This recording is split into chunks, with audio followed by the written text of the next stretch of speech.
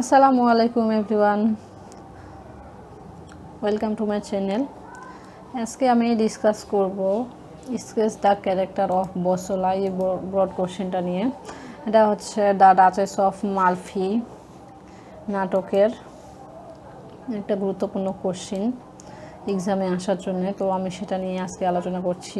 যেহেতু এটা একটা ব্রড কোশ্চেন, তাহলে অবশ্যই আমাদের ইন্ট্রোডাকশন দিয়ে শুরু করতে হবে এবং মাঝখানে 2-4টা প্যারা দিয়ে অবশ্যই কনক্লুশন দিয়ে শেষ করতে হবে। আমরা যদি বেশি কিছু নাও লিখতে পারি, তাও আমাদের ইন্ট্রোডাকশন এবং কনক্লুশনটা মাস্ট দিতেই হবে। তো বন্ধুরা, আপনারা এইভাবেই, আমি যেভাবে কোশ্চেনটা সাজিয়ে রেখেছি, আনসারটা আপনারা এইভাবেই আনসার করলে অবশ্যই অনেক ভালো নাম্বার পেতে পারেন। তো আমি সেটা শুরু করছি। Bosola is certainly a complex character painted in The Duchess of Malfi by John Webster। অর্থাৎ the Duchess of Malfi John ওয়েবস্টারের নাটকে বসোলা একটা হচ্ছে অনেক গুরুত্বপূর্ণ চরিত্র।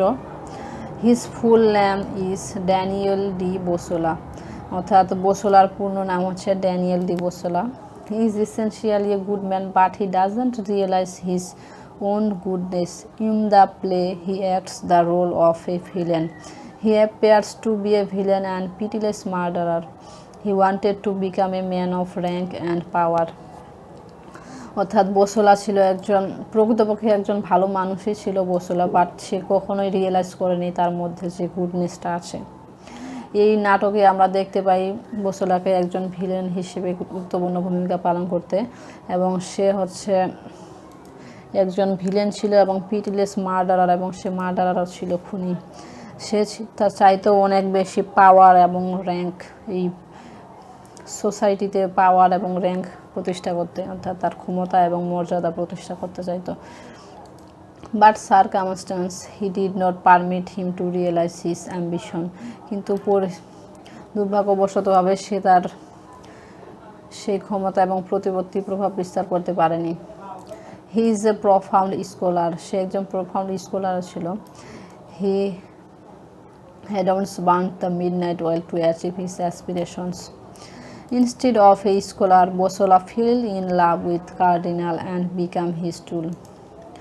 একজন স্কলারের পরিবর্তে বসোলা হচ্ছে fell in love with cardinal and became his fool. Bosola plays a triple role in the play The Duchess of Malfi. That he is a malcontent mediator, a tool, villain and an avenger. অর্থাৎ বসোলা এই নাটকে the Duchess of Malfi নাটকে হচ্ছে তিনটা গুরুত্বপূর্ণ ভূমিকা পালন করে। তার মধ্যে হচ্ছে সে একজন হি ইজ এ ম্যালকন্টেন্ট মিডিয়েটর, অর্থাৎ তিনি একজন মধ্যস্থকারী ছিলেন। এ টুল, ভিলেন, একজন ভিলেনও ছিলেন, অ্যান্ড অ্যান অ্যাভেঞ্চার, এবং একজন অ্যাভেঞ্চারও ছিলেন। He is also satirist. There is ample evidence of his intelligence in the play. He met Cardinal and committed murder at his instant. Bosola becomes the tool villain of Ferdinand. Now he appears to be a perfect villain. অর্থাৎ বসোলা হচ্ছে ফার্দিনান্দের একজন হচ্ছে villain ছিল, এবং সে একজন perfect villain হয়ে গিয়েছিল। He works as the spy of Ferdinand. সে ফার্দিনান্দের একজন গুপ্তচর হিসেবে কাজ করত। Nothing can be more dishonourable than the work of spy. He knows it well. He sends secret information to Ferdinand and betrays the secret of Duchess. সে হচ্ছে secret ইনফরমেশনগুলো হচ্ছে ফার্দিনান্ডকে দিত ডাচেসের বিষয়ে, এবং ডাচেসকে ধোঁকা দিত সে। He doesn't hesitate to kill Cairo and the little kids of Duchess. সে হচ্ছে কখনোই দ্বিধাবোধ করেনি হত্যা করতে হচ্ছে ডাচেসকে এবং কায়রোকে এবং ডাচেসের বাচ্চাকে। By mistake he kills Antonio too, এবং সে অ্যান্টনিওকেও হত্যা করে ফেলেন, অর্থাৎ ডাচেসের স্বামী। Thus he works as a villain in the play, but this is not real character of Bosola. তাই সে একজন ভিলেন হিসেবে নাটকে কাজ করে, কিন্তু সে তাকে কখনোই this is not real character of Bosola. অর্থাৎ বসোলার এটাই শুধুমাত্র একটা গুরুত্বপূর্ণ ক্যারেক্টার না। Ferdinand offers him gold when he employs him. Bosola refuses to take it because he knows that Ferdinand is bribing him to do something villainous.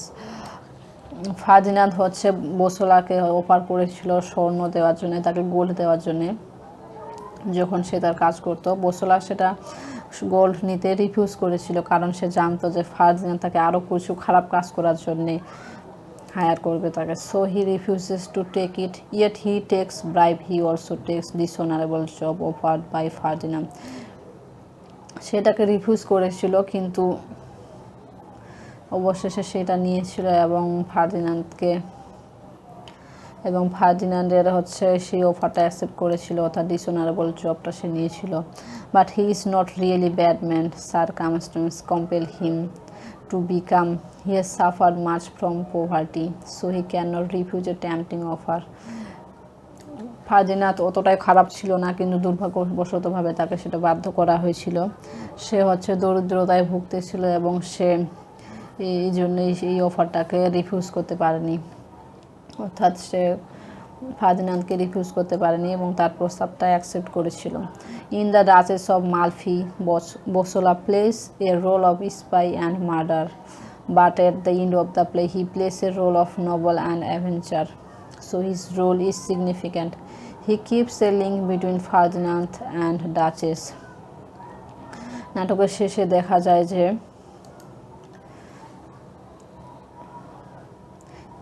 বসোলা একটা হচ্ছে গুরুত্বপূর্ণ নবল, অর্থাৎ মহৎ ব্যক্তির কাজ করে, এবং তার এই গুরুত্বপূর্ণ অবদানটা ছিল অনেক সিগনিফিক্যান্ট।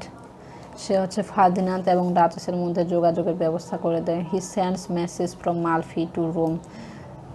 সে হচ্ছে মালফি থেকে রোমে বার্তা পাঠাইতো। He arrest Duchess and brings her to Ferdinand. সে ডাচেসকে অ্যারেস্ট করে এবং ফার্দিনান্দের কাছে নিয়ে যায় বোসোলা। He is tortured Duchess, disguised as an old tomb maker, and later makes her killed by strangling. সে ডাচেসকে খুব টর্চার করতো এবং শেষে তাকে মেরেও ফেলেছিল। After the death of Duchess, he suffers from hell torments and gives her dead body to a woman for proper burial.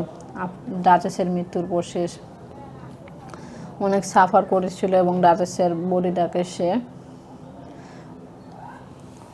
কবর দিয়েছিল। He also killed Ferdinand and Cardinal while taking the revenge on the two brothers, so he becomes the symbol of the victory of Duchess. সে বোসোলা হচ্ছে Ferdinand এবং কার্ডিনালকেও হত্যা করেছিল। So he becomes the symbol of the victory of Duchess, অর্থাৎ সে হচ্ছে ডাচেসের একটা জয়ের একটা প্রতীক বলা হচ্ছে, যে কারণে হচ্ছে সে ফার্দিনান্দ এবং কার্ডিনাল অর্থাৎ ডাচেসের দুই ভাইকে হত্যা করেছিল। From the above discussion we can say that Bosola is a complex character. He is sent because he is deprived of a material prosperity. Thus he is a Machiavellian character with a difference. So duchess একটা বোসোলা একটা হচ্ছে Machiavellian character, এবং নাটকের শেষে duchess বোসোলার মৃত্যু হয়। কার্ডিনালকে মারতে যায় বোসোলাও সেখানে ছুরিকাঘাত হয়ে মৃত্যুবরণ করেন। তো এটা ছিল ডাচেসের ইম্পর্ট্যান্ট ক্যারেক্টার।